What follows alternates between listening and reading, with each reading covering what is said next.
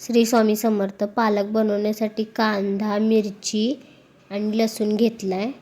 पालकही स्वच्छ धुवून घेतला आहे. कढई ठेवायची. कढईमध्ये तेल गरम करायला टाकायचं. त्यामध्ये लसूण ठेचून टाकायचा. लसूण टाकल्यानंतर लगेचच कांदा टाकायचा. कांदा छान परतून घ्यायचा. लसणाचा कलर बदलला की लगेचच त्यात मिरची टाकायची.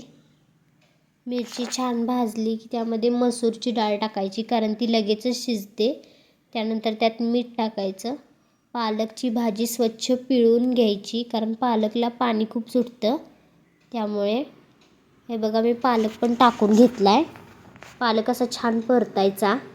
जसं तुम्ही परताल तसं त्याला पाणी सुटेल. थोडा वेळ तसंच सोडून द्यायचं. पाणी आटू द्यायचं. डाळही शिजेल त्या पाण्यात. जसं व्हिडिओमध्ये दाखवले तसं परतत राहा.